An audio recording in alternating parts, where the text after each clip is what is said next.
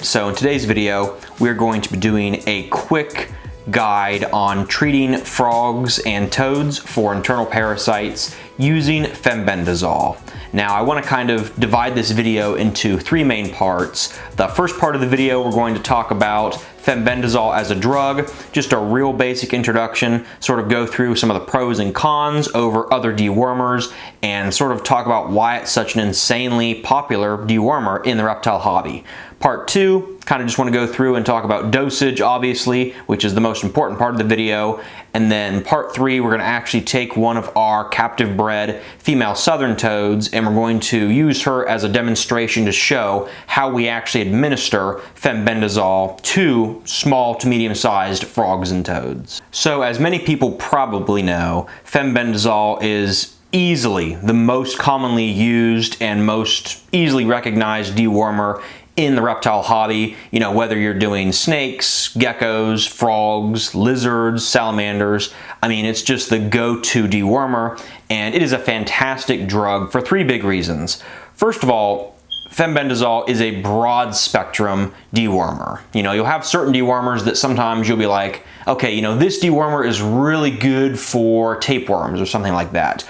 Or, okay, here's another dewormer and this one is really good and it's really targeted towards pinworms. Well, fenbendazole is more of a broad spectrum. It really covers a lot of different types of parasites. Now, it is limited. You know, it doesn't cover all types of parasites, and some parasites it certainly is more effective on than others.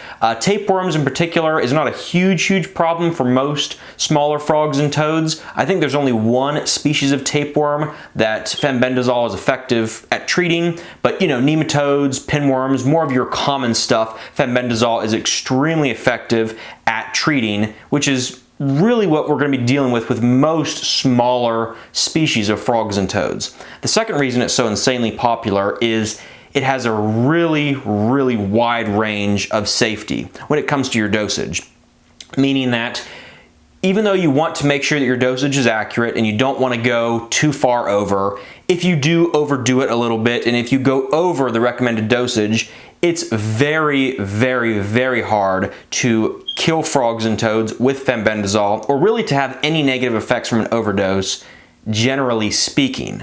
There are other dewormers out there that, you know, you just go a little bit over and suddenly, you know, you're getting neurological problems, kidney failure, you know, and just, you know, death within the first couple hours of an overdose. It's really not good. But thankfully with fenbendazole, you can go over, and generally, you know, you'll see when we do the dosage, we do generally go a little bit over the recommended dosage, and it's very safe. The animals tolerate it very well, and it's very rare that you're ever going to see a negative reaction from fenbendazole.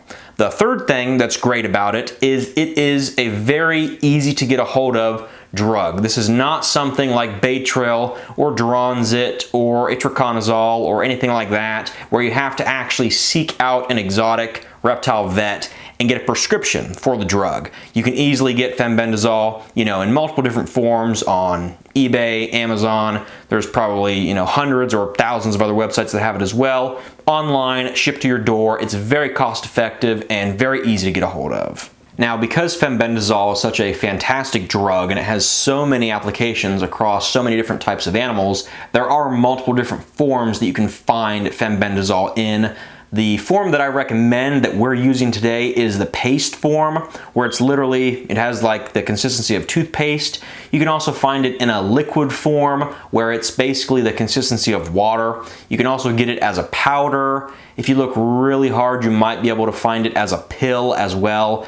You know, each of these different forms of fenbendazole have their advantages, but for frogs and toads, you know, small, medium, large, the paste is really the way to go. It's the easiest to section out for your dosage. It's the easiest to work with. It's not very messy, and it's very hard for the animals to spit it out or, you know, to reject it from their body. So since this is a drug that is given orally, the easiest way to measure it out is with something like this, a 1 cc syringe. It's really, I mean, unless you have a very large species of frog or toad, you're not going to need anything bigger than this. I mean, maybe a giant, you know, like a Suriname locality cane toad, or, you know, one of the giant, like Colombian giant toads. I mean, something like that. Maybe you'll need something larger than this, but this is not, you know, 99% of what people are keeping in captivity.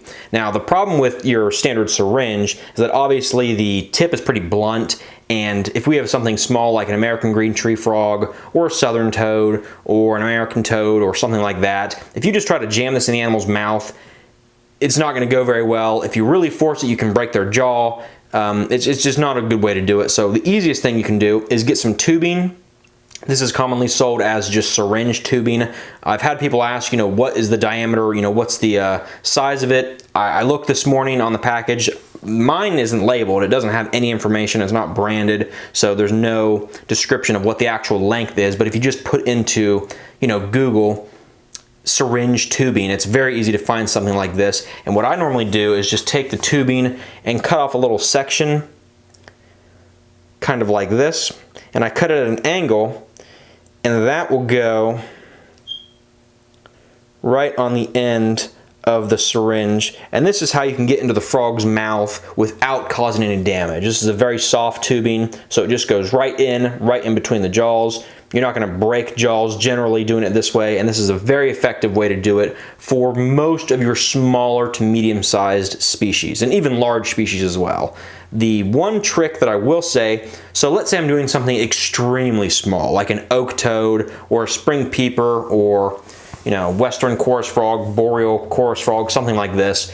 If that's not going to work, I mean, that's going to work for most species, but if it's something tiny like an oak toad, you know, they have extremely small mouths. That is probably going to be too big. So another thing you can do is get one of these. I honestly can't remember what these are called. I bought, you know, probably 500 of them 3 years ago. I think they're used for icing cakes and stuff like that, maybe. It's the same sort of material. It's sort of a flexible plastic. You wouldn't want to use this full length. You'd want to cut it down, sort of like this. I can show you. If we just go, hard to do on the camera, but sort of like that. You can see it's a very, very small opening, and this is how I deworm things like, you know, spring peepers, oak toads, things like that. You can kind of see there. So you can get these if you're doing really, really small species like tiny, tiny frogs, but, you know, for American green tree frogs, most of your toads that aren't very, very small, the standard syringe tubing is going to get the job done. Now this brings us to dosage, and this is where things can get a little bit complicated. Not too much. I have a sheet filled out that'll hopefully be a decent visual guide so you can kind of follow what I'm saying a little bit easier. I mean, this is about as easy as it's going to get when it comes to dosage for reptile medicine. I mean, it's really pretty straightforward. So the standard dosage for fenbendazole that you're going to see 99% of the time is going to be 100 milligrams per kilogram. Are there other dosages out there that are used? Yes. Is it really worth bringing it up in this video? No. This is what you're going to see 99% of the time, and then repeat in a certain amount of time. Some people might say repeat in a week. Some people say repeat in 2 weeks. Generally, I do 10 to 14 days, normally probably closer to 10. So like a week and a half, 2 weeks, I'll do a repeat dosage of 100 milligrams per kilogram, and that is the full treatment of the deworming with fenbendazole. Now I have an example here. Let's say we have a frog that's 40 grams, right? Keeping in mind that there are 1,000 grams per kilogram. What you can do to calculate the dosage is take the weight of the animal represented as kilograms, which obviously would be 0.04 kg, times the dosage of 100 milligrams per kilogram, cancel the kilogram out, and you're left with 4 milligrams as your dosage. Now, if we look at the side of the tubing on the fenbendazole, you can see that the concentration is 100 milligrams per gram. Now we keep in mind that 1 gram is equal to 1 cc, or which is equal to 1 milliliter. And if we look at our syringe, obviously this is a 1 cc, 1 milliliter syringe. So that means that if we were to fill this syringe up all the way to the 1 mark with the liquid paste, that would mean that this syringe would have 100 milligrams of fenbendazole. And since there are 100 little dashes along the side of the syringe, this actually makes our job very easy. So if the dosage for the animal would be 4 milligrams, that would mean that even though it's barely anything and you probably can't see it on the camera, you would go 4 dashes in, and that is all that that animal would get. That is the dosage. If it was, for example, maybe 20 milligrams, you would go to 0.2, which is 20 dashes. If it was, 50 milligrams, you would go to 0.5, which is 50 dashes, and so on and so forth. And to get the paste into the syringe, because I know if I don't include this part, someone will ask about it, all you have to do is just take that part out from the syringe, take the end off of the tube for the paste. All I do is just put it up to the end of the syringe like that, push it just a little bit, and it goes in pretty easy, just like that. So to go ahead and now finish off the video, we're going to go and take one of our female southern toads and show how we administer the paste Fenbendazole. This is one of our captive bred 2nd generation female southern toads. I suppose we can take a quick minute just to look at her colors as well. I mean, she's definitely one of my favorites that we produced in 2023. Really, really good size. I love the orange on her parotid glands and on the mouth as well. So all we do, now she weighs 60 grams, so the dosage for 60 grams should be 6 milligrams. Now I have 8 milligrams here. It's a little bit over. I assume that not all of the Fenbendazole is going to go into her mouth just because of the way that the tube is cut, so I go slightly over. Again, I wouldn't do this with other dewormers, but Fenbendazole is so incredibly safe, and I've done this, probably 400 times in the past year. It's one of those things that, I'm very comfortable going slightly over for a dewormer like this. So all you do is just take the syringe with the tubing on the end. Again, they're gonna fight you. It's not painful, but it's not pleasant. Just go in their jaw just like that. Fenbendazole goes in, kind of drag it as you come out to get it all off. Boom, easy, done. So I hope you guys did enjoy, and most importantly, benefit from today's video. If you want to see more videos like this in the future, be sure to give this video a like, be sure to leave a comment down below, and of course subscribe to the channel. Thanks for watching today's video, and I will see you guys in the next video.